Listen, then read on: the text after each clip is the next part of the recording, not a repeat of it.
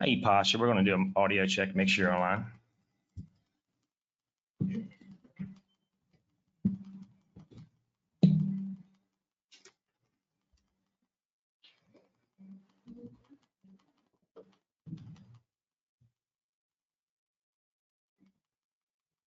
Okay, can you hear me now? Yes, sir, we can hear you. Thank you. Sure. All right, we have one more minute and we'll get started.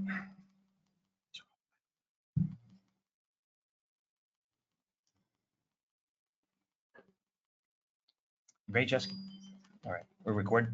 All right, welcome to the Jefferson County Commission meeting. It's Thursday, August 15th, 2024 at 6 p.m. If we could start off with a moment of silence. Our Father, who art in heaven, hallowed be thy name. Thy kingdom come, thy will be done, on earth as it is in heaven. Give us this day our daily bread.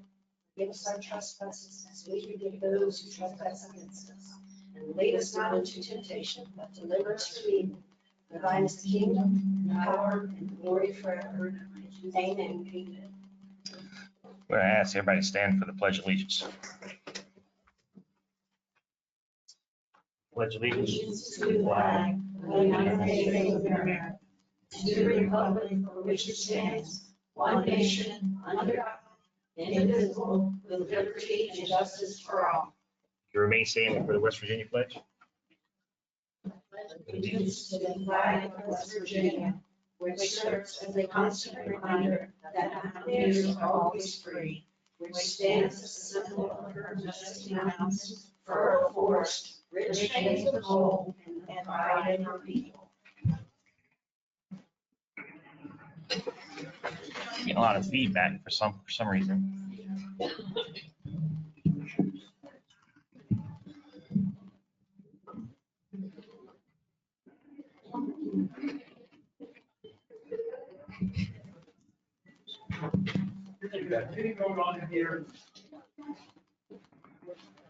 All right.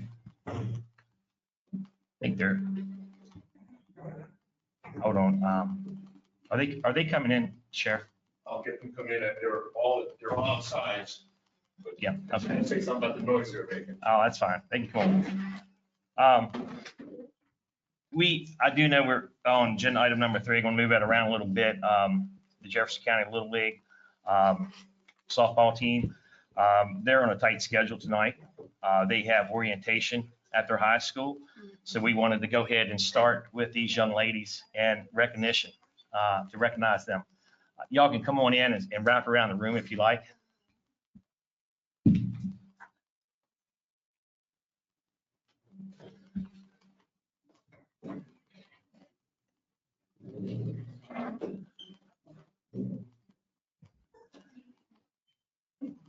We promised we would get you in and out to go to orientation tonight, and we'll hold up to our promises. Thank you all for coming. It is a great honor to have you tonight here. This is as I said earlier, this is the Jefferson County Little League All-Star softball team.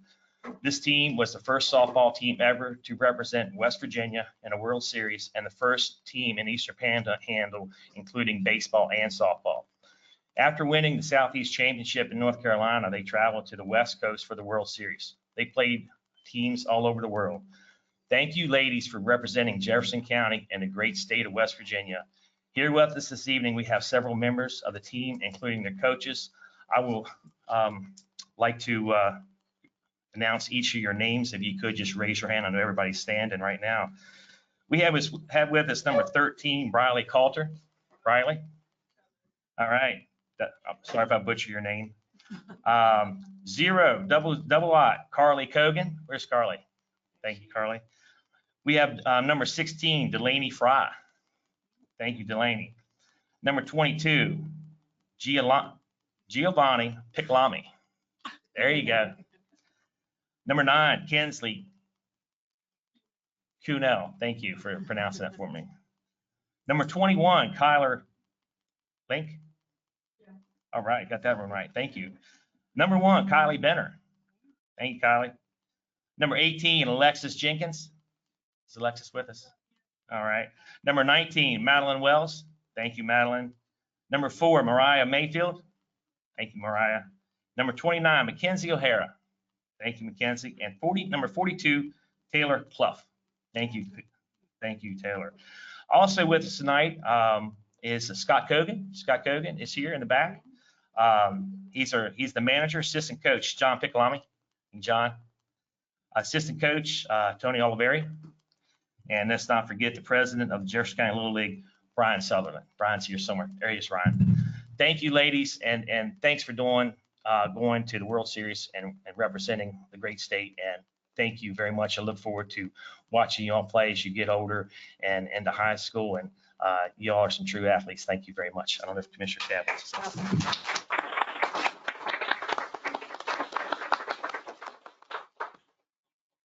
I would like to commend all you, everyone here, coaches, young ladies, all the support for the team that I know comes from parents and the community. It's just a wonderful experience for you. I was both on my high school and college ball teams. I know what it feels like to win, and it's really great when you get to that top level. So you learn a lot about yourself and your teammates. So very proud of you all representing our county and your success. And we have Commissioner Maja. He's online. He's not with us live, but he's online. I'm not sure if he wants to say anything or not. Congratulations on a historic season. Now let's upgrade some of those facilities. Job well done, girls. That's great. Thank you. And if you don't mind, we have certificates for each of the ladies and coaches and managers and presidents. If you don't mind, we'd love to come up front and get a picture with you. Thank you.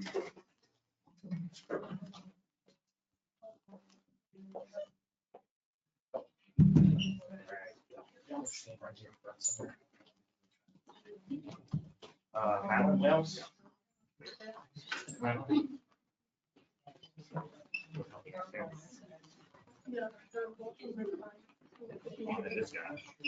John. That's John.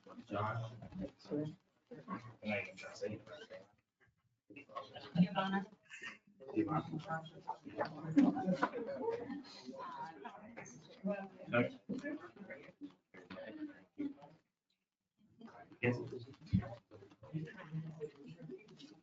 You all right, and stand on either side, just so we can squeeze in a little bit, so we get everybody. All right, Taylor. Or you can make two long.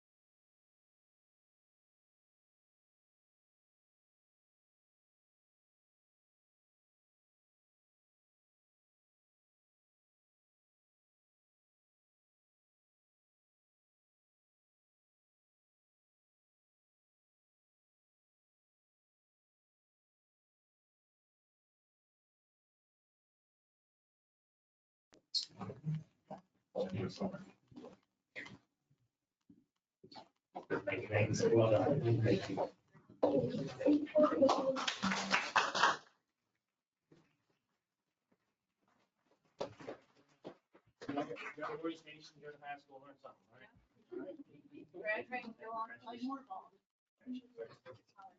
And in 5 years, we're going to ask you to pay a bunch of taxes.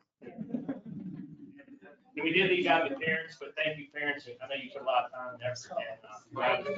And, yes, parents, thank you. Oh, yeah. Oh. You're here. All right, well, let's get another picture. Stay right.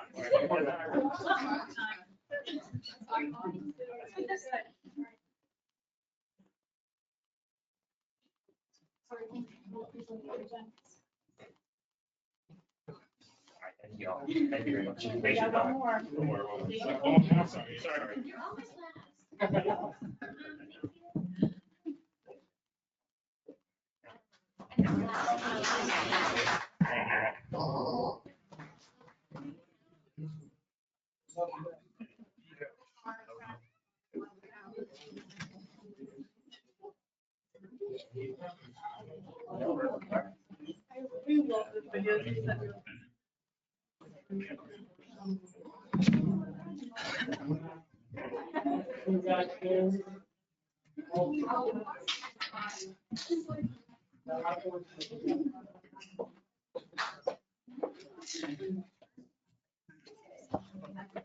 Oh, yes, Mark.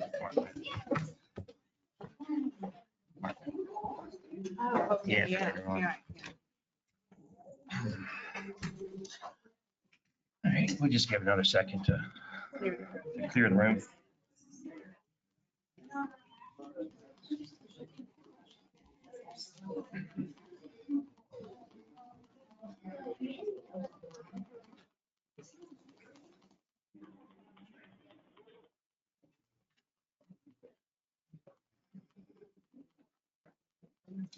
All right, we'll continue with, we just want to give a minute for everybody to clear the room. We're going to move on. Approval accounts payable for August 8th, 2024, an amount of $30,346.06. If there are no objections, approved. Accounts payable for August 15th, 2024, amount of $435,255.02. If there are no objections, that is approved. For manual checks, August 9th, 2024, an amount of $128,001.29. If there are no objections, that's approved. For manual checks on August 16th, 2024, an amount of $239,492.15. If there are no objections, that is approved. For accounts approval of payroll, August 2nd, 2024, an amount of $453,674.02. If there are no objections, that is approved. Do we have any announcements today? Yes, two. One, number 4, the YMCA will not be coming in tonight. And then one of the people who had put in for the Board of Health has withdrawn his application. So there's only one application for the Board of Health. All right, good deal. All right, public comment. We're gonna move to public comment. You'll have 3 minutes. We'll call your name. You come up and have a seat, and we'll start off with Jack Miller.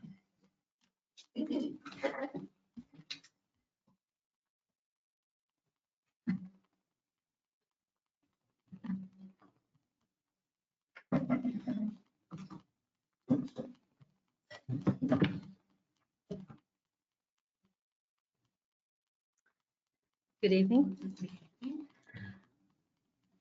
I want to talk about my FOIA that I had requested on June 27th. I am happy to report that my FOIA appears to be nearing completion per the county administrator, with approximately 5 to 10 hours of staff time left, and a Dropbox will be slated in the next couple of days with an initial information drop as I requested.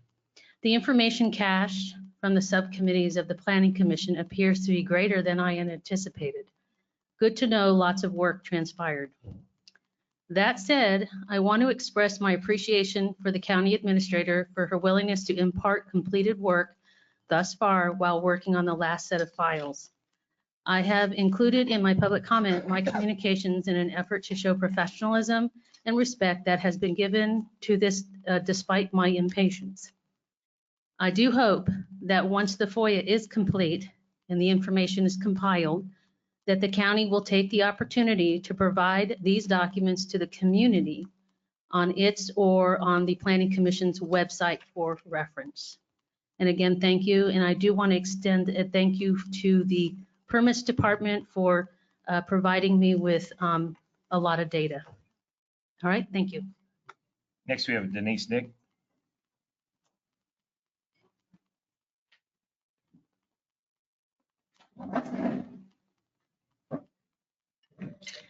Good evening. I'd like to address the citizens of Jefferson County because I have no confidence in this commission.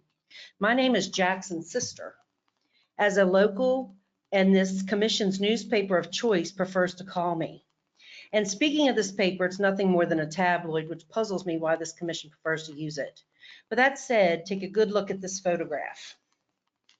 This is what the 3-judge panel did not get to see during the recent removal hearing of 2 duly elected officials.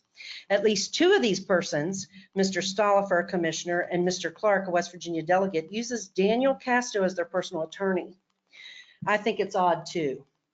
This is the same Daniel Casto that sued this county by representing Lutman Land Development, and the same Dan Casto caught conspiring with Stollifer and Harvey through a text at a JREC meeting.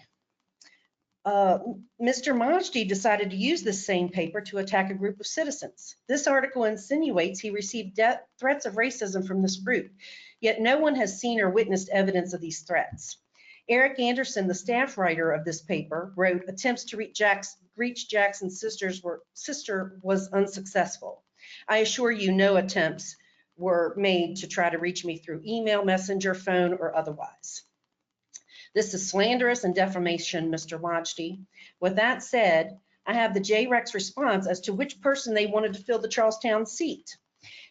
And it wasn't you, Mr. Majdi. This just proves the JREC stacked the deck in favor of Mr. Stollifer, making JREC complicit and irrelevant at this point.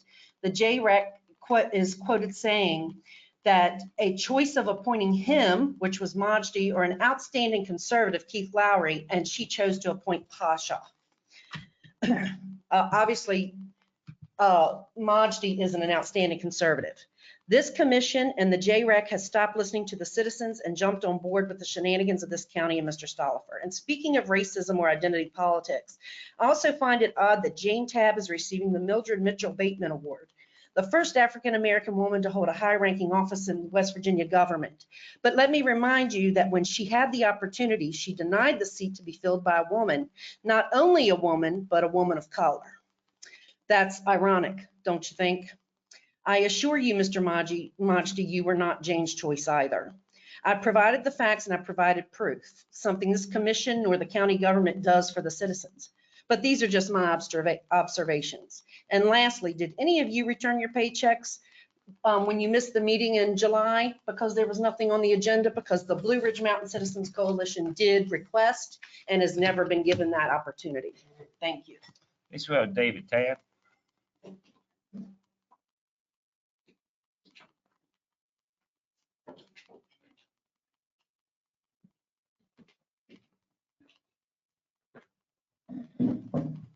David Tabb, Jefferson County, long life resident taxpayer.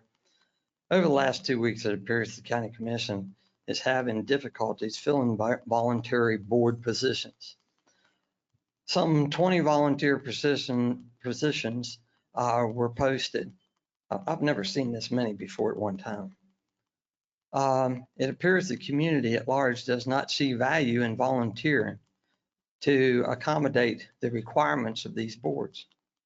As a previous volunteer of different boards, I see there is that this commission does not, if the commission does not agree with the board recommendations, they just go ahead and do what they want. It appears under the leadership of this commission, the public at large does not see any value in volunteer to the requirements of the board, since the commission does what they want. Number 10, new business, Jefferson County Commission vacancy. It's quite apparent today that we're missing 2 people. I made note of that last week or 2 weeks ago. I, David Tabb, chair of the Mountain Party SEC, believe that the West Virginia Secretary of State letter, email August the 8th, 2024 to this commission, or actually to to the council, is correct. Mr. Cook was never eligible to fill the county seat. David Tabb, chair of the Mountain Party, believes that the 30 days the commissioners to appoint someone has passed, and now I hold the authority to fill that vacancy. As chair, I, David Tabb, appoint myself to fulfill the Shepherdstown District County Commission seat that is a Mountain Party affiliate. If for some reason it is determined that this commission still has time to appoint a Mountain Party member, I make the following nominations. 1, David Tabb. 2, Danny Lutz. 3, Earl Krogel Jr. All 3 of these nominees hold the necessary credentials to fill the Shepherdstown vacancy. If anyone has a concern of my authority of chairperson of the Mountain Party, I have submitted the financial report document associated with the Mountain Party. This is a document that holds $1,880 in fines for supposedly that weren't filled timely. Once one person fills out a claim of fine and addresses it and takes care of it, That is the most important document anyone could get. A birth certificate is not as strong as that. So if you have any questions about that, you'll see attached to here. And that there are going to be a lot more paperwork coming at you, the county commission, and the rest of the people in the state. Thank you for your time. And again, I appreciate you taking a moment to at least honor the softball team. That is a great accomplishment. So thank you for doing that. Y'all have a nice day. Jessica, do we have anybody online?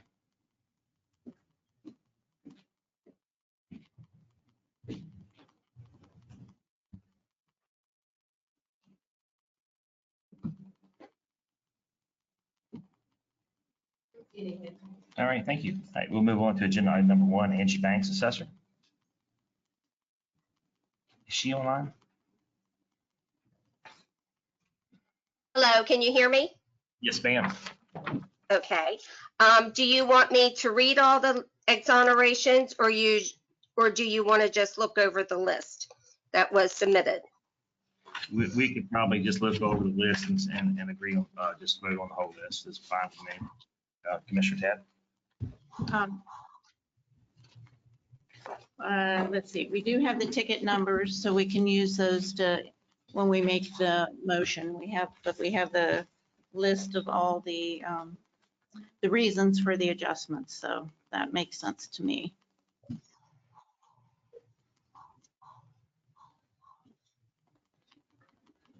Okay. I'll make the motion that we approve the exonerations presented by the assessor, and I'll read the ticket numbers.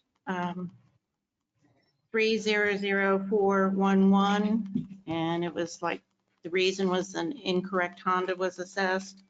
Ticket number 25144, sales contract on file. I think that's for property.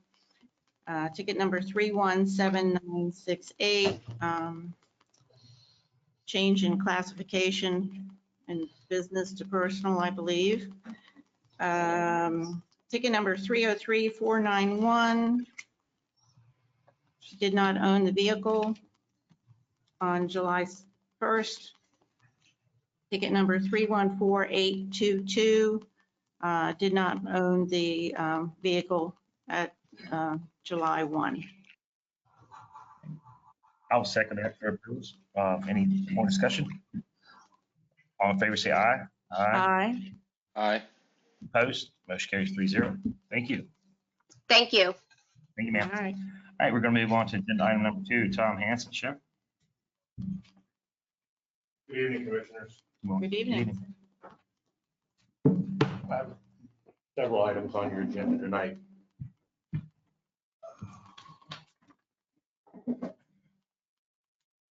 First up is the annual equitable sharing agreement certification for the federal forfeiture and seizure amounts. This report allows the federal government knowledge of how we are spending the funds gained off of federal forfeiture seizure cases.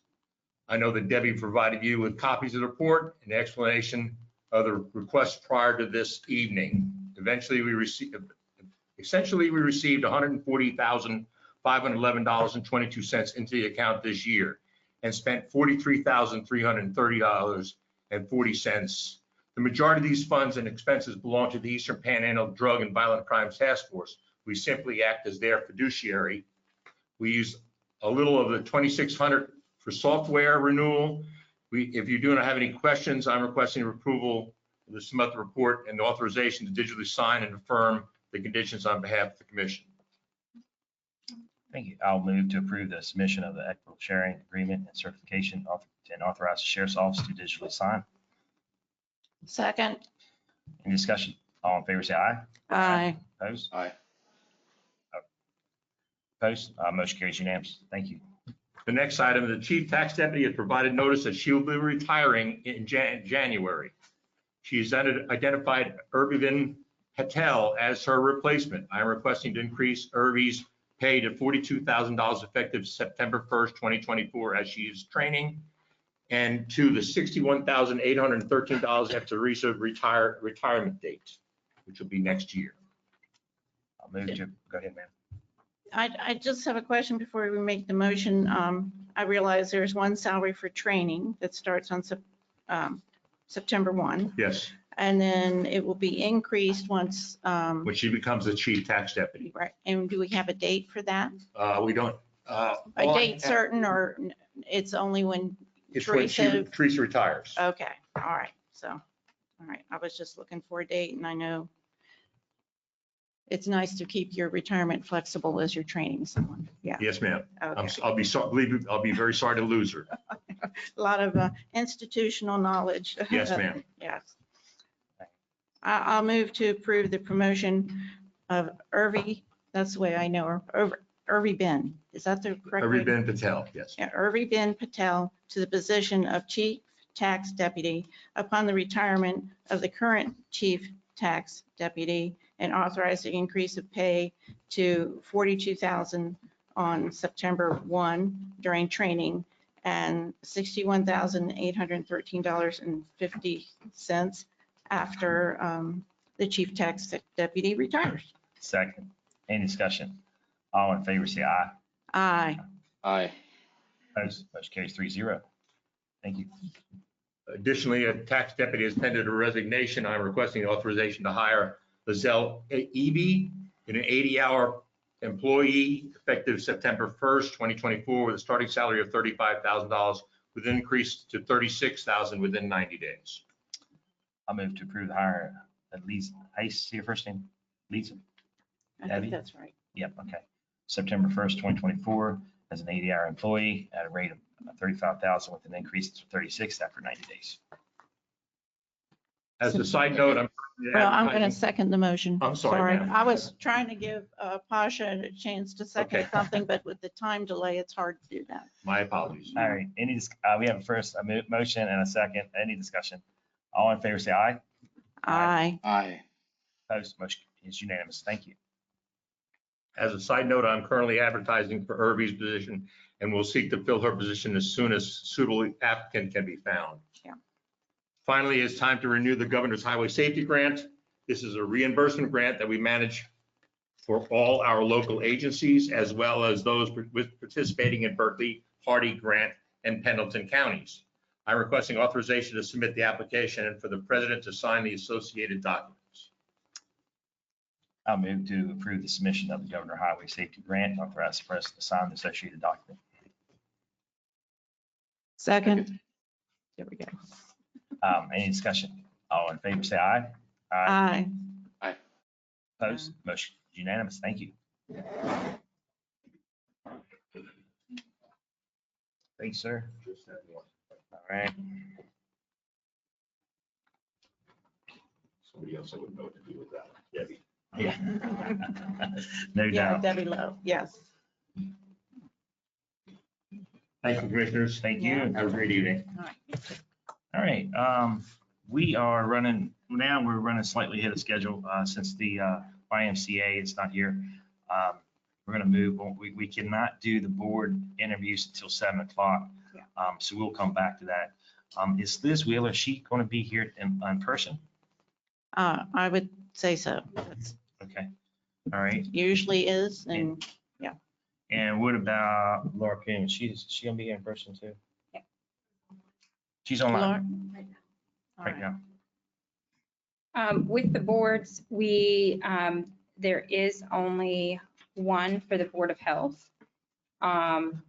Since Mr. Charles Love withdrew his nomination and the other person can't, so we have two people, Miss Welty Robinson and Miss Amanda Stroud back here, and Miss Amanda's here. Miss Welty Robinson won't be able to attend tonight, so you may be able to get those acted on now. Oh, okay, well, maybe we'll go ahead and move on to boards and commissions. We're just gonna do that now, then knock that out. All right, well, let's do that. We'll start off with the Bolivar Harpers Ferry Public Library Board. And first on the list is Ms. Stroud.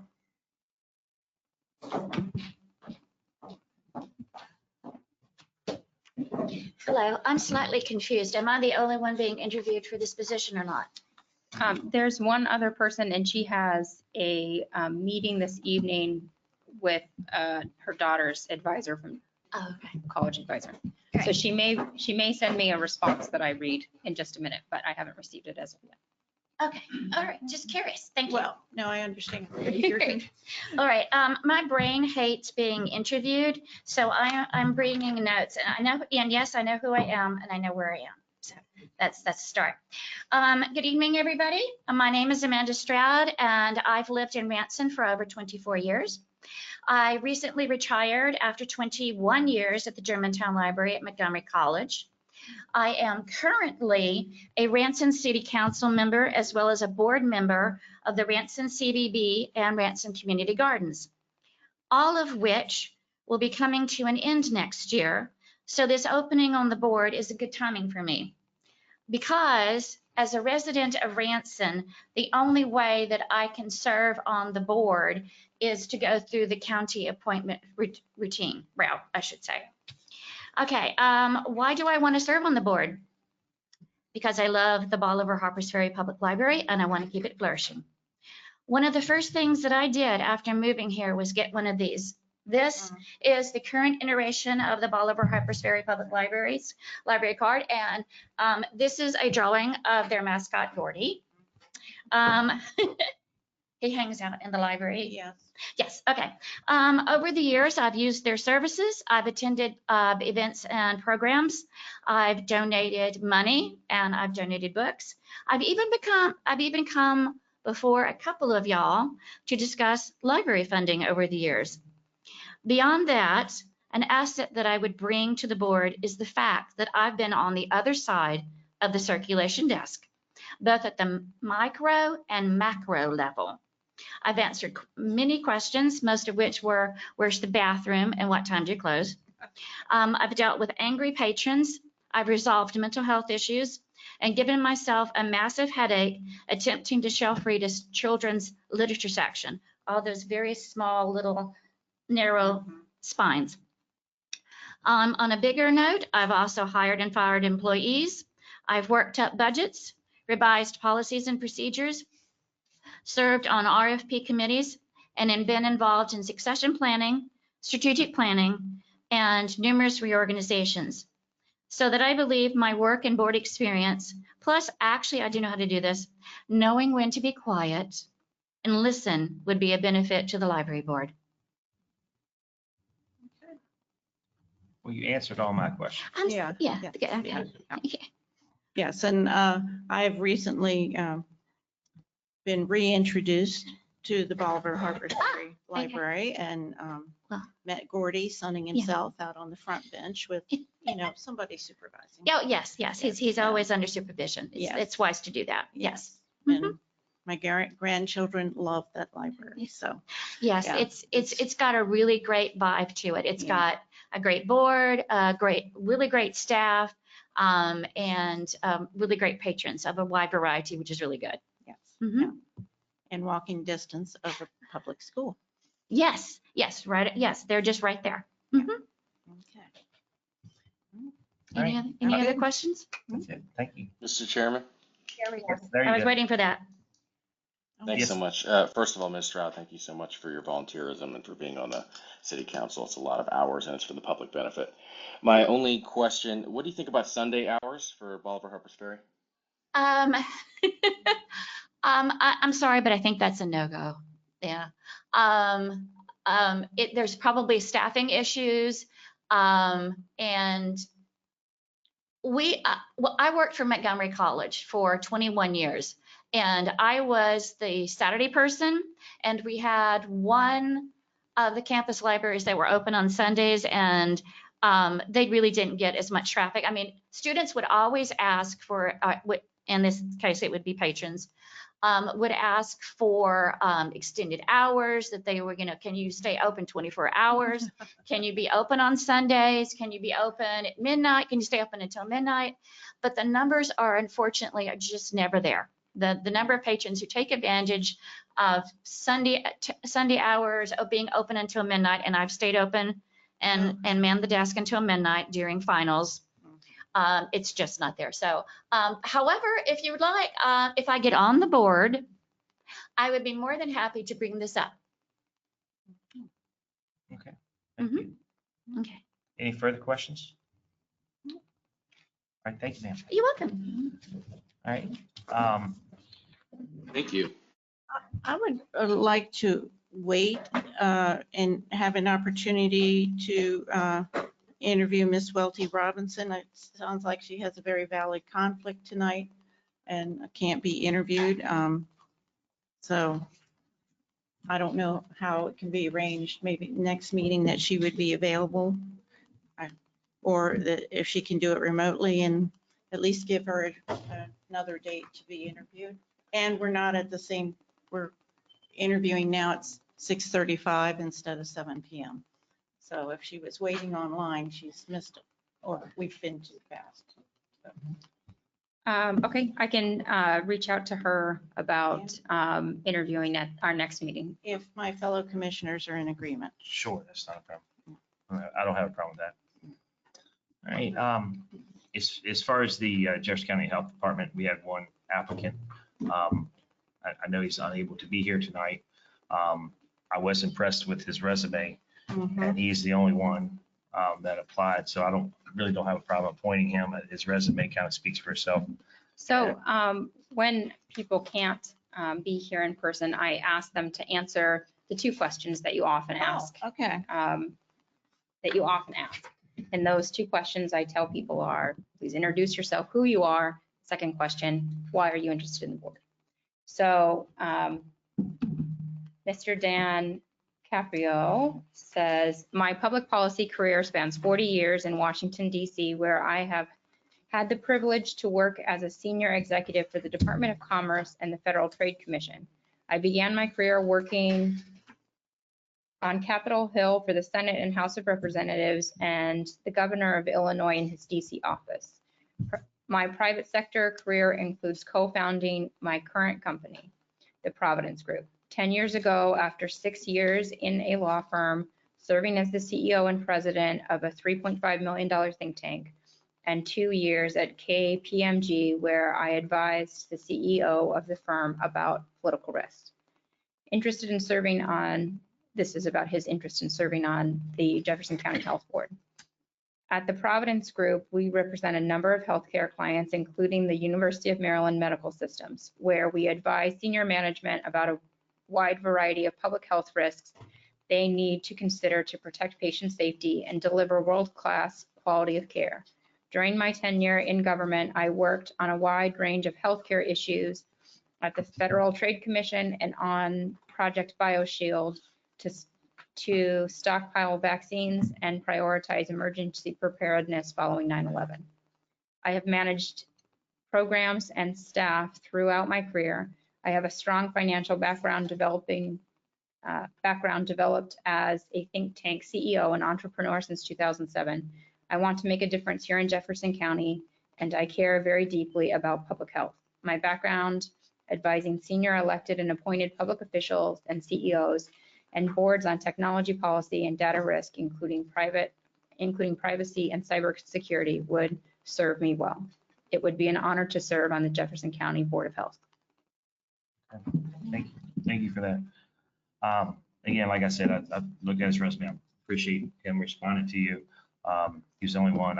I'll move a motion to appoint Dan Caprio for a 5-year term ending June 30th, 2029. Second. Any discussion? And that's just for clarification for the Board of Health. For the Board of Health, yes, yes, ma'am. Any further discussion? All in favor, say aye. Aye. Aye. Anybody opposed? Motion carries as unanimous. Thank you. All right. Nathan, we are running slightly ahead of schedule. Do you have anything you want to talk about since you're here? These microphones are turned way up. I hear, is there a way we can turn down this? They seem like they're very sensitive. It might be because there's all these microphones, there's only 2 of us basically using them too. I don't know if that's, there you go. That's probably better. Yes, whatever you did worked. You sound like, we might have to put the microphones closer now. We were backing away from them earlier. All right. Yes, sir. Go ahead. Yes, sir. I was waiting for Gino to come from the health department, I believe. So let me go into another issue first, because we're running a little bit schedule. Sure. And that would be the last issue that I have, a report by council on Shepherdstown cell tower project. I'm just informing the commission that, and you already know this information, but there's been some discussion of placing a cell tower on the property that belongs to the Shepherdstown Volunteer Fire Department. And the purpose of this cell tower would be to primarily to increase and upgrade the communication to officers and firefighters and ambulance personnel on the ground in that general area. There's some spots where it's not the best. Right. And so we're working toward doing that. We've been in consultation with the attorney for the Shepherdstown Fire Department. We've traded drafts of agreements back and forth a couple times. And I'm anticipating, barring some unusual circumstance, that we should be able to have an agreement to you by the next meeting. Okay. And then based on the law, those sorts of towers are exempt from a lot of the planning and zoning requirements because they're meant to carry the various police and emergency frequencies and things like that. So it should move along fairly quickly. Okay. Okay, good, great. Okay, so we'll bring you the agreement and then you all can decide about the particulars of it. Okay. Okay, and then I believe that Gino Cisco's back there, and he was just going to report to you about a change in policy for appeals of septic applications that had been denied. Gino, you want to come up? Mr. Chairman, could I ask a quick question about the cell tower? Sure. Sure. Yeah, thank you. Mr. Cochran, you mentioned that the purpose would be to upgrade communications for emergency services. Are there benefits to the public as well? Well, obviously, it's a benefit to the public if the ambulance driver can speak to dispatch. And it's a benefit to the public if police officers can speak to dispatch more clearly and in more places. So, and same with fire. So that would be the public benefit at this point. I believe that the primary intent, at least at this stage, is to get those sorts of emergency antennas up there for the purposes that we said.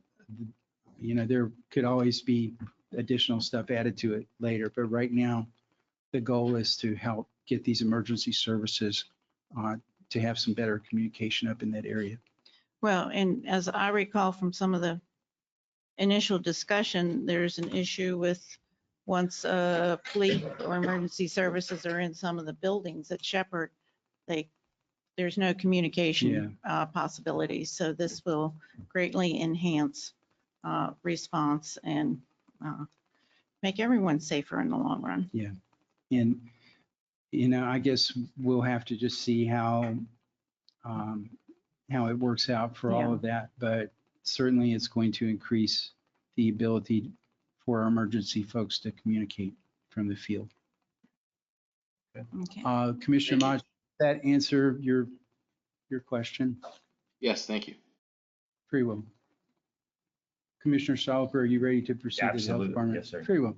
Gino, you want to just give us a report? Yeah, so really quickly here, What we done, we've passed through the Board of Health was an update and a correction to a previous policy that allowed permit seekers who've been denied septic permits and well permits for that matter, but it's almost always septic permits, the ability to appeal locally to the Board of Health or to the local health officer. Upon doing deep research into this, we discovered that that was out of alignment with, was unaligned with state policy. There is actually a state procedure for that. It is not to be done at the local level. It is to be done at the state level. And because of that, we've adopted the state policy in regards to those types of things. Nathan did most of the difficult work on that one, so I defer to him at this point. Well, I mean, I think I would phrase it as just that the policy was unclear as to, it placed the responsibilities for appeals on the commissioner, but it was, I mean, Dr. Reedy is the appointee of the health department. He stands in the stead of the commissioner of the Board of Health at the local department. So it was unclear as to whether an appeal should be held to him as a representative of the commissioner, or if it should just go to the commissioner in Charleston. And we made quite a lot of inquiries to the state Board of Health and also to the Attorney General's office, because again, it's just a little unclear as how it's worded. But the clarification was that they want us to go ahead and revise our policy so that the appeals are taken directly to the commissioner in Charleston. And then there's several procedures there. If the commissioner denies it, there's a couple of steps there that they can follow in appeals. And that's why he's the lawyer. Yeah. Exactly Yeah. right. But it was just unclear. And so now we got clarity, so that's good. Okay. I did quickly want to introduce the new sanitarian supervisor for the Jefferson County Health Department. This is Alexis Davey. Alexis, please introduce yourself. Hello. I'm just happy to be here, listening in and coming in a little bit late to this process. I did attend the board meeting where they finalized this process, so I'm familiar with our new policy for how we will be doing these hearings moving forward. Welcome. Thank you. Where are you from? I'm Yeah. coming from Morgantown, West Virginia. I spent 4 years in Monongalia County at the health department there, but I'm originally from Parkersburg, West Virginia, so Oh, okay. all the way across the state. Yeah. Unique issues in probably each area. Yeah. Unique, but also universal. Yeah. Okay. So. All right. Mhm. Thank you. Yes, thank you. Thank you. All right. Do you wish to continue with me or not? Do you, your number one, is that an open I session? believe that my number one issue, and I believe that Ms. Kuhn's issue would both be matters that I would recommend we would go into executive session Okay. to receive legal advice and for discussion of contractual issues. Okay. All right. Well, I'll move that we go into executive session to receive legal advice for agenda item number 7. And also number 8-1-1 to receive legal advice for contractual matters. And I think that's it. Did I cover everything? Yeah, Yep. yeah, legal and contractual matters for Yep. executive session. Yes. Okay, I second that. Any discussion? All in favor, say aye. Aye. Opposed, motion carries unanimous. Thank you.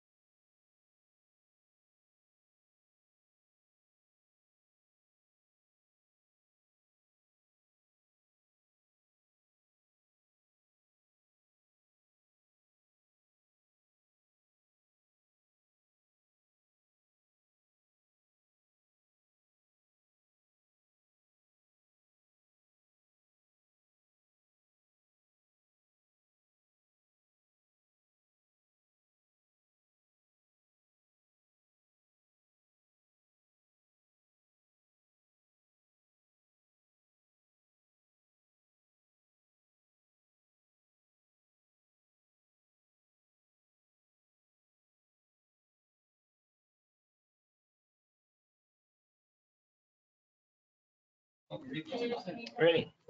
All right, can you hear us? All right, we're back.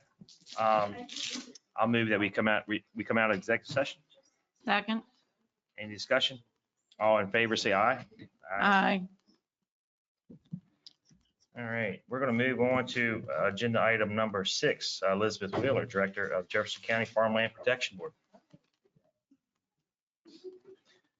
Sorry, Ms. Wheeler, we were running ahead of schedule, so we took on Nathan and we're coming back to you. Okay, So thank you so much. Oh, yes, ma'am. I appreciate that. So I'm here with Jason Adams, who is my replacement, and we're working together for the next, until the end of September, so I can, make sure he knows everything. And so we're here tonight to request your approval for the purchase of a conservation easement on 100 acres that is at the corner of French Road and Flowing Springs Road. It's owned by Mr. Adam Link, and we're asking for approval to spend $600,000 for this easement. Mr. Link is making a donation of $107,700 towards this easement. So it is bargain sale. Beautiful piece of land. It's 100% prime and important soil. Nice and flat, great for building houses, and it won't have houses on it. And to be clear, the $600,000 that the board is putting forward is basically from our transfer tax.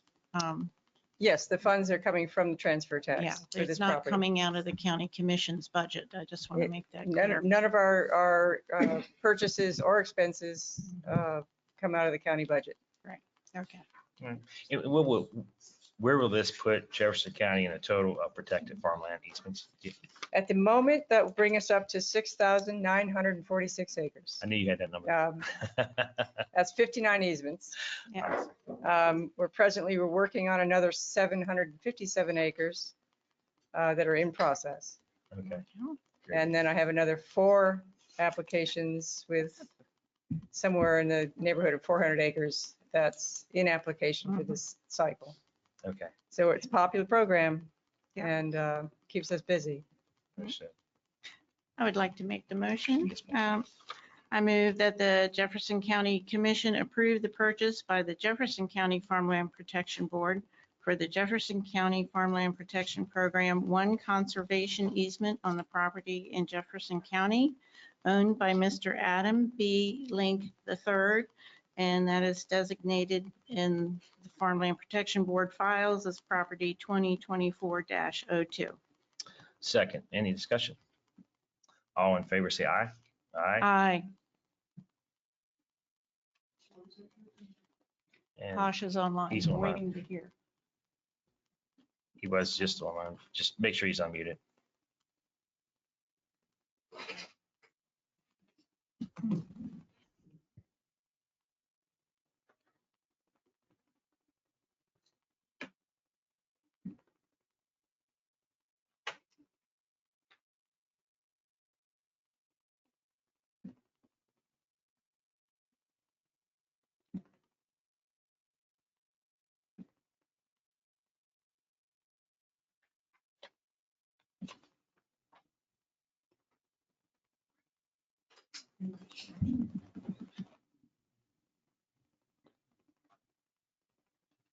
Do you need to?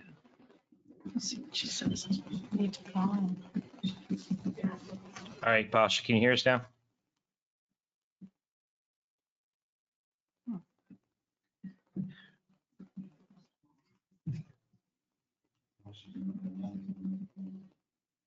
This is not good.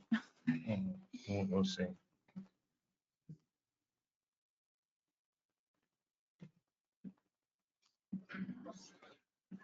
Is he self-muted? He says he can't hear anything. Are there other?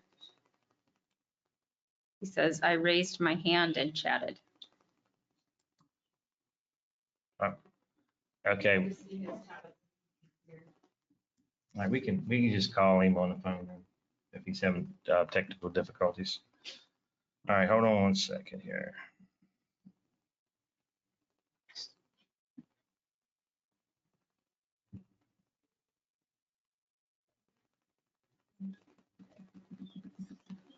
Hey, there we go. All right, we lost you. Well, I'm gonna just leave you here on the phone so you can hear us. That's fine. I'm here in the meeting, but the audio is not coming through via the. Okay, that's odd. All right, Jessica's going to continue to look at that. Well, anyway, we had a motion and a second for easement approval. Commissioner Tab made the motion. I second it. I'll do this again. All in favor, say aye. Aye. Aye. Motion carries unanimously. Sorry for that. Thank you, commissioners. Technology sometimes. Yes, thanks very much. Great when it works. All right. All right. Done, Nathan. We've done everything on this page 2, it looks like. So we can go to Jessica. She just stepped out. Okay, or we want to do the county administrator report. Do that. All right.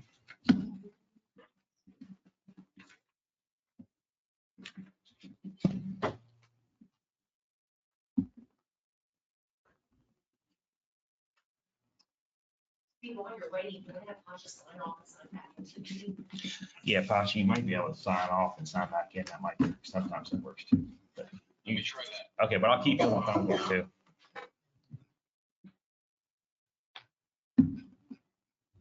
We'll go to you.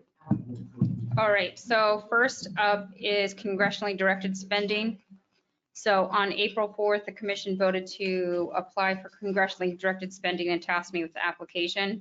And then I've listed the projects that were approved for congressional directed spending. That was $100,000 to replace radios, soon to be phased out modern technology at the Office of Homeland Security and Emergency Management, $350,000 to purchase an additional ambulance, $500,000 for the expansion of ESA building in Ranson, $500,000 for a sinkhole repair, demo of a building and stormwater management on the Charlestown campus, $100,000 for a license plate reader, and $350,000 for an armored vehicle at the sheriff's office. So the current status is in the Senate Labor, Health and Human Services Appropriations Bill. It includes $500,000 for the expansion of the ESA building. In the Senate Commerce, Justice, and Science Appropriations Bill, there's $120,000 for license plate readers. We expect, or we're hoping that there will be $100,000 in the Homeland Security Appropriations Bill for the radios. That bill hasn't finished being written yet, but it's being supported by both offices. So all of the other requests are not continuing in the appropriation process. So out of this roughly $720,000, the process going forward is after it's included in the Senate appropriations bill, it's then considered on the Senate floor. If it passes the Senate floor, then it will be resolved in a conference between the two houses. And during this process, bill appropriations that are only included in the Senate version of the bill can fall out or drop out. Okay. And these, because Representative Mooney doesn't apply for congressionally directed spending, it's not included in the House version of the bill, only the Senate version of the bill. So in that way, these can continue to drop out. So this is no guarantee of funding. But it's a great step forward. We haven't gone after congressionally directed spending in the past, and at least at this point, we're moving towards that $720,000. Up next is the fire service RFP, and that is July 6th. The commission motioned to approve it, and the RFP is posted on our website. The closing date is August 30th. Up next is we have a great grant writer with the county that's approved under ARPA funding, and she writes for social service grants. In doing that, she's done a lot of grant training and is bringing back a grant application workshop, and it will be hosted here on using AI in your grant application writing, and that's September 24th, 10 to noon. With regard to the opioid settlement funds, the commission received roughly $1.2 million, just under $1.2 million. And we'll need to decide what to do with these funds, at least initially, before or at this meeting. So now it's at this meeting. We received that roughly $1.2 million and invested it in a account called the CDARS, which is similar to what we use in our personal lives, a CD account, but a CDARS is a high value where liability is diversified so that you can hold more than $250,000 in the account. And that's why we're able to put a little less than 1.2 million. Since we put it in that account, it has earned roughly $30,000 where it was slated to receive less than 5,000 just in the interest-bearing checking account. So now that that will expire and we need to decide whether we're going to hold it in an interest checking account, if we're going to reinvest it, and if we're going to reinvest all of it, part of it, any of those kind of things, because the date is quickly approaching. I want to say it's the 22nd that we have to let the bank know what our plans are with those funds. Here I have included a suggestion of what you might want to do, and that is we fund that grant writer I spoke about earlier under ARPA funds that end before the end of this year. If we continue to invest these, we would get an annual return of about 60,000 in this fiscal year.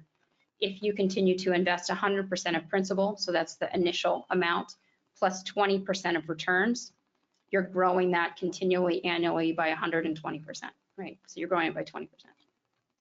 And then using the 80% of returns to pay for part of her salary, which would come out at about 48,000, and then have the municipalities pay for the rest of her salary, which is about 25,000.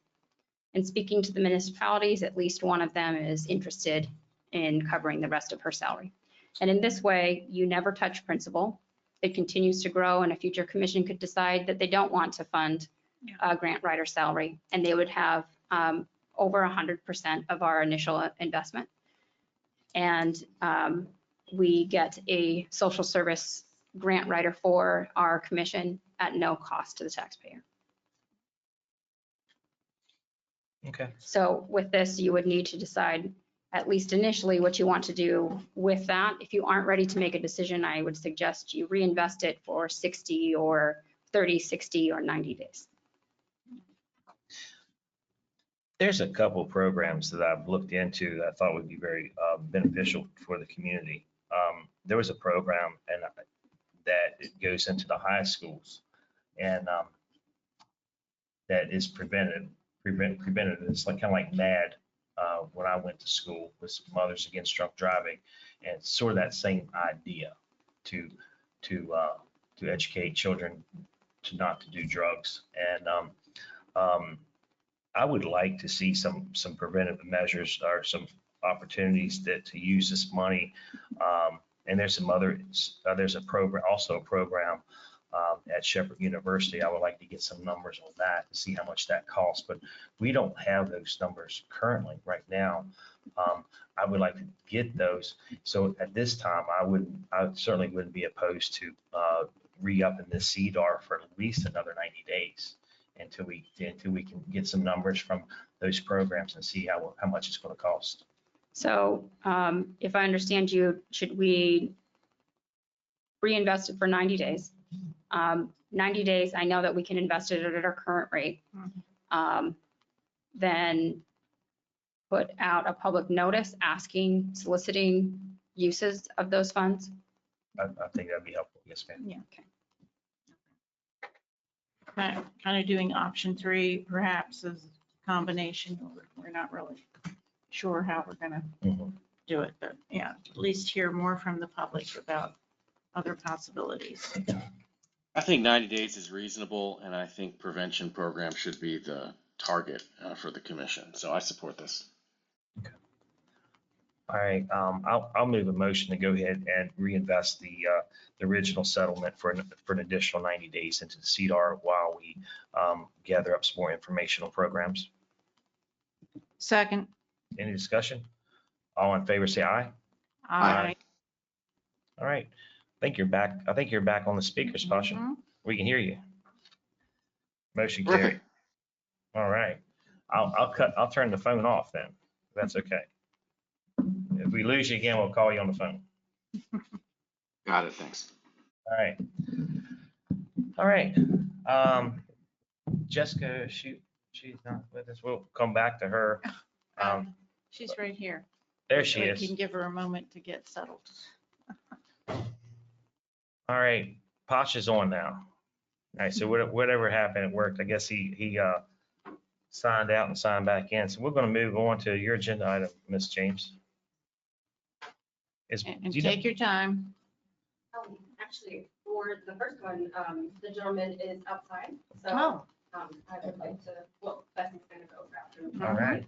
So if we want to start with number 2. Oh, okay.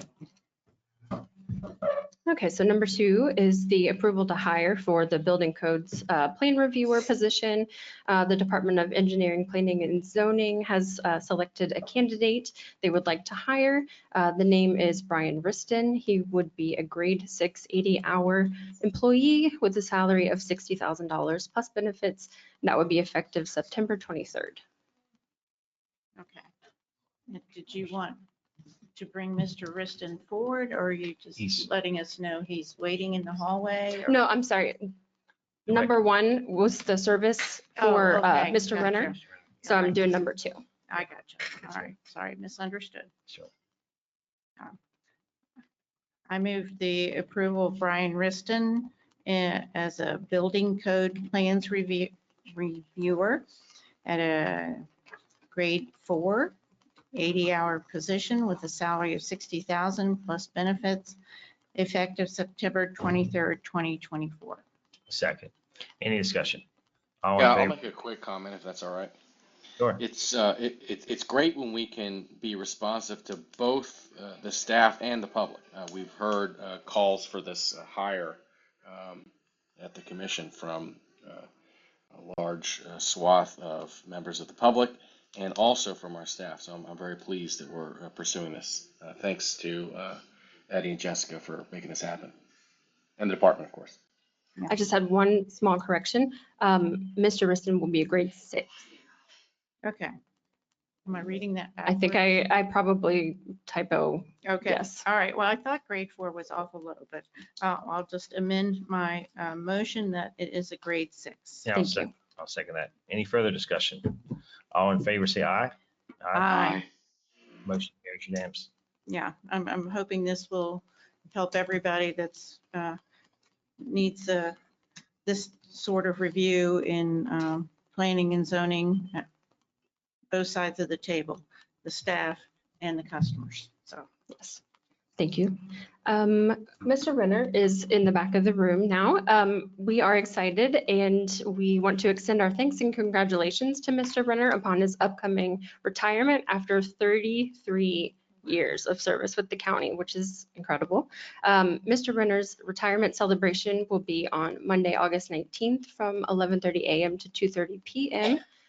For employees, and that's in the jury room on the 2nd floor of the Magistrate Court building. If you would like to attend, if you could contact either Chief Jesse Jones or Lieutenant Willie Potter to RSVP, and it's a potluck. So if you could bring a little treat, some cookies or something to share, it would be most appreciated. Mr. Renner would come up.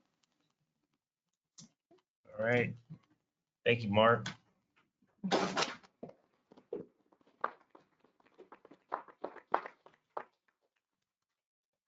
We're going to get a quick picture if you don't mind. go ahead. I'll back up. 31 years. 33. Yes, it is. Never on the bodies. Never on the bodies are buried here. Don't you?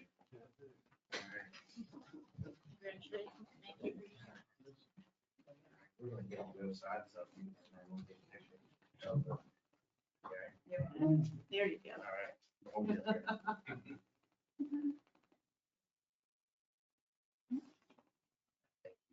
Okay. All right. All right.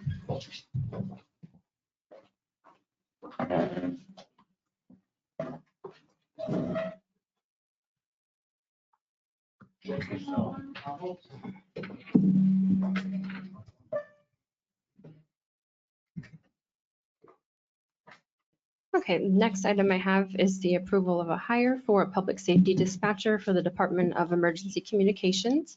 The employee's name is Carrie Orr. She was formerly a full-time employee, and she resigned on May 3rd, 2024. After her absence, she's requesting to return as a full-time employee. Her salary offer would be $26,013 hourly, and is commensurate with her time in service equal to the peers, which also includes the recent COLA.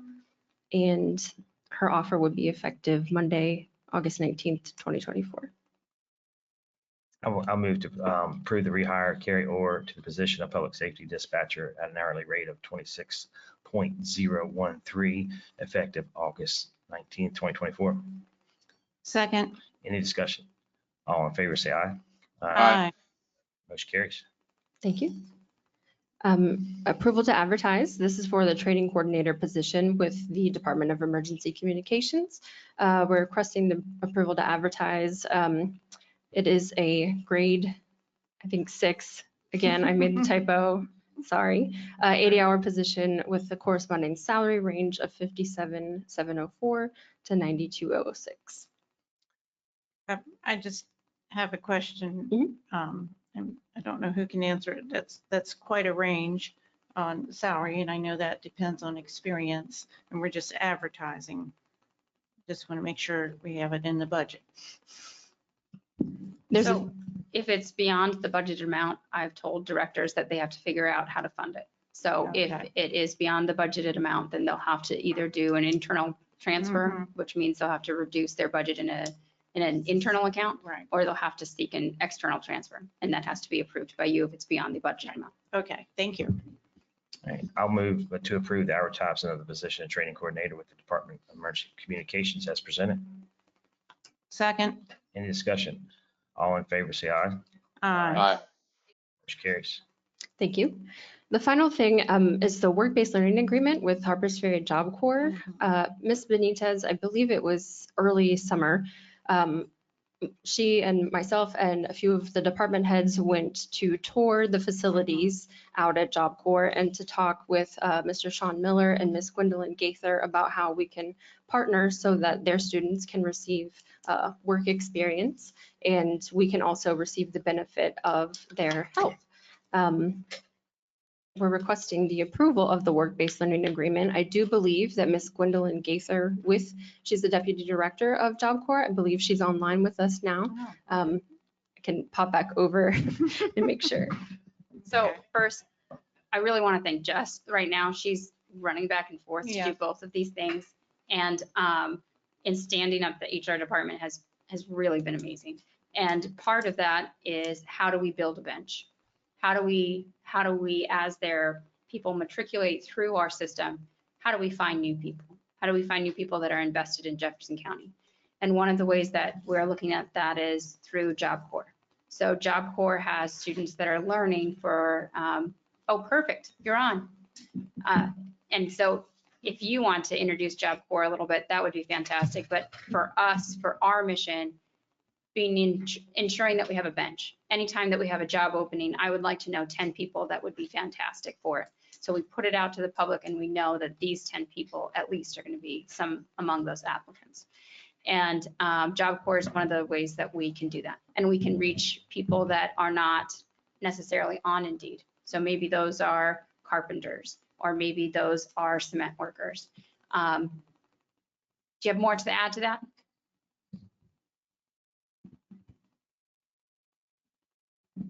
Yes, let me start by saying good evening. Thank you for allowing me this opportunity to come on and share a little bit about Job Corps. Job Corps is one of the 120 programs under Department of Labor. And what we are, a residential program here in the community in Harpers Ferry. And we service young people from the age of 16 to 24. We provide career training, education, housing, meals, basic health care, living allowance, supplies, training gear, driver's license, and high school diplomas.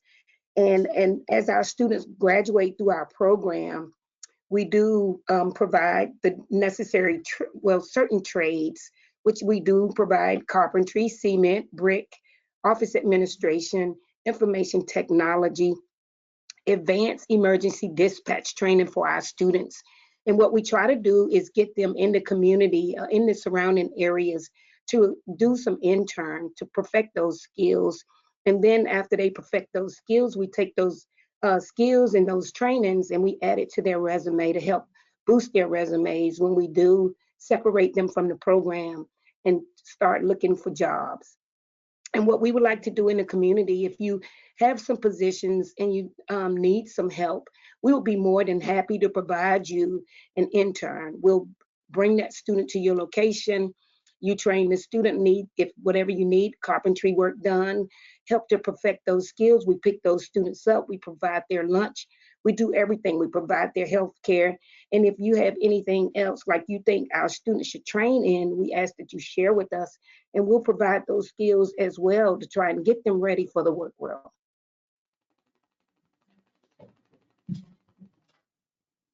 Yeah, I think this is a great idea.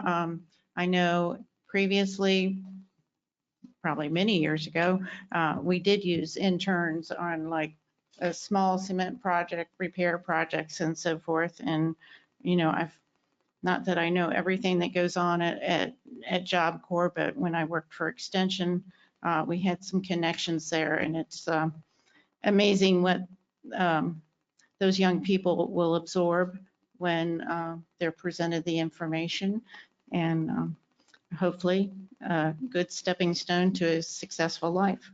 Yeah. So. Yes, I agree. Thank you for all the work you do out in the Job Corps. And I think this is going to be an amazing program and a great partnership. Yeah, I think so too. I'll make Thank them. you so much. Yes, ma'am. Thank you. Thank you so much. And as I close, I just want to share with everyone, on August the 29th from 10 to 2 p.m., we will have our open house and we're giving you an invitation. I'm extending the invitation for you all to come out and take a look at the program, talk to some of our students, and just get to know us as we get to know you all. Again, thank you. Thank you. And Jess, are we going to have a table at that open house? Yes, Jefferson County Commission will have a table at the open house, and I'm hoping to work with maybe some department heads or electeds to also be present, either with our table or at a separate table. Yeah, oh, great, great. Awesome. I'll move to approve the work-based learning agreement with Harpers Ferry Job Corps for a period of 1 year. It's as presented. I don't know if we need an effective date or maybe it's on this agreement. So. I don't believe it. I think it's effective when we get it signed. Yeah. Yeah. Okay. And I'll second that. All right. That's fair enough. Any discussion? All in favor, say aye. Aye. Opposed, motion carries. Thank you. Thank All you. right. Thank you. Thank you. Thank you very much. Thank you, Ms. Gable. All right. And now we go back to new business, agenda item number 10. This is consider vacancies for the Jefferson County Commission, potential reappointments. I want to ask Nathan to give us a rundown. I know you've been in contact with the Secretary of State's office. That memo was in our agenda package. If you want to maybe talk a little bit about the law, 66, 10.3, and then we'll move from there. Yes, you're correct, Commissioner Stolper. I did consult with the Secretary of State's office just to be sure that we were following the law on this. As you know, they try to make the laws uniform, followed uniformly throughout the various counties. So basically, beginning on the order from the Supreme Court was issued on 8/7, affirming the order of the 3-judge panel. That means that meant a couple things. That meant the temporary appointments of commissioners ended under Chapter 6.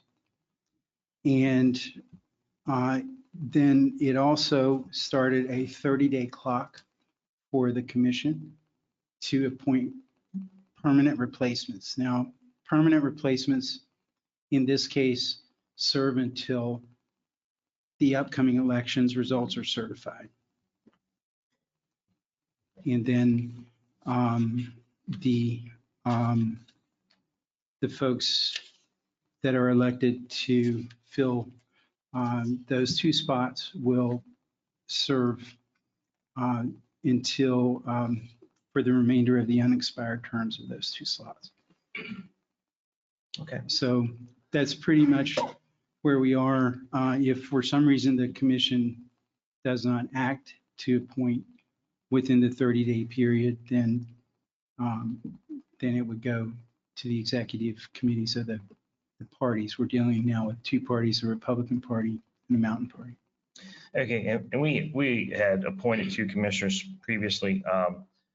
Obviously, my understanding from the email, Kelvin Upson does qualify, but Dr. James Cook does not qualify because of the requirements to be in the party. I believe that's correct. 3107 had basically says that to do the permanent appointment, that they have to be from the same political party of the person holding the office when the vacancy occurred.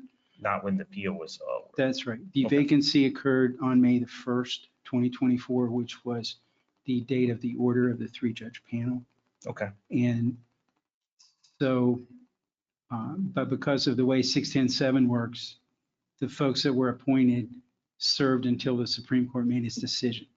And since the Supreme Court made its decision on August the 7th, then the principle in law is you don't count the day of an event. So beginning on August the 8th, you count 30 days from there.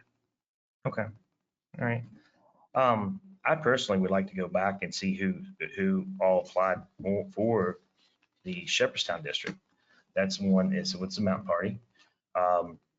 And we do have time with that can be on our next agenda item on September on an agenda item on September 5th. That still is within inside the 30 days, correct? I would Yeah. encourage you to do the math because lawyers are people that would have been doctors, but they couldn't do math. Understood. But my counting is September the 6th is 30 days. Okay. I came up with the same one. And Okay. our next meeting is September 5th. Why don't we ask someone like our county administrator to double check? All right. Because she's good at math. All right. So it's 30 days from not the day it was issued, the following You business day. begin on the 8th. On the 8th of August. That's right. I'll double check too, just to make sure I'm right.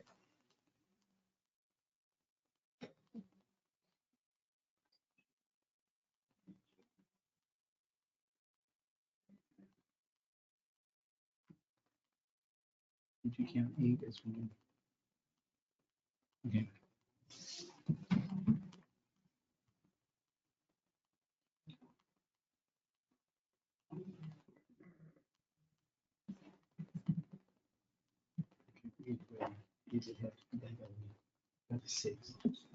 So I have Saturday, the 7th.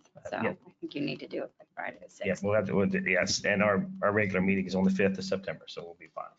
All right, I would like to go back and look at, personally, like go back and look at some of the resumes that were submitted for the Shepherdstown district. I know Dr. Cook does not qualify to be put under this code of 310, correct? Is it 310 or 103? It's 3107. Okay. And it's my understanding that he did not meet the 60-day residence requirement. Now, under chapter 6, that temporary appointment, none of that counted. It didn't matter if he had the 60-day residence requirement. Okay. But for this, under 3107, it does count. Okay. All right. And as far as the Harpers Ferry District, I'd like to go ahead and move a motion to reappoint Kelvin Upson under 3107 to serve out the rest of the remaining part of that term until the Second. Election is certified. And we have a second. All right. Any discussion? All in favor, say aye. Aye. Motion carries unanimously. Thank you. Now, I want to go back to what you said about the Mountain Party member, and you wanted to look at the previous resumes we received. Is that what you said? Yes, ma'am. So I have a the rubric that I submitted to you before when you were considering these. And so I have James Cook applied and he was a Mountain Party on 5/9. Todd Kotzgrieve, which he interviewed with us, has been a Mountain Party person for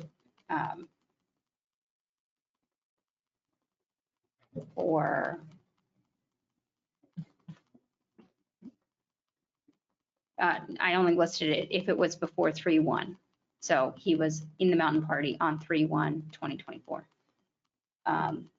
Dan Chittle was a Mountain Party before 3/1. And Oscar Stein applied, but he was a Mountain Party on 5/9. David Tabb applied and he was in the Mountain Party on 3/1 because this is the 60 days prior to the removal. So those are the, what is it, 3, David Tabb, Dan Chittle, Todd Kotzgrieve are the 3 that applied that were part of the Mountain Party on 3/1/2024. Okay. All right. All right. I'd like to still go back and review the resumes, and we still have time, and we'll take that up on September 5th. If that's what I would prefer to do. My question is, will we accept further resumes for those that qualify with the time constraints being members of the party and If you want, residency or? if you want to move a motion to do that, we certainly could. Can if you want please to. speak up? So, Okay. Okay. Move that we, let's see. I'm trying to say it the correct legal terminology, and I'm afraid I'll mess it up. Well, we need to fill the Mountain Party position. And does it have to have the same residency requirement as a regular county commission seat? It No, doesn't. ma'am. Okay. So we have a vacancy for the Mountain Party. And those that qualify, I would like to, we put that out there to accept additional resumes and possible interviews for that commission seat. all right. I will second that. Any discussion? Only thing I'll add to this, I know this is very confusing, and that's why we leaned on the state auditor, the Secretary of State's office for a lot of this, them to clarify this. And just like to add, I was just recently in a county commission training with the state auditor's office this week in Canning Valley. And unfortunately, I don't know how you want to look at it. They use Jefferson County as examples of what not to do when you're elected and the fact that you need to show up and do your job. So we did give them some material to use in future state auditor's office training. But it is what it is. And we'll certainly receive these resumes from Mountain Party voters and applicants, and we'll go from there. Any further discussion? I would suggest you put a date on it. And Jess, I just want to confirm, because we were talking earlier today about the date of the agenda is due is Wednesday, the 28th, because there's a holiday in there. So the resumes would need to be received by the 28th at noon for us to include it. And that's the 28th of this month, August 28th. All right, you want to add that to your motion? I'll make that addition to my motion that the applications for this, or resume and application to fill this vacancy, be submitted to the county commission no later than August 28th noon. I'll second that. Any further discussion? All in favor, say aye. Aye. All right, motion passes. All right, is there any other business that needs to come before the commission today? Hearing none, we are adjourned. Thank you.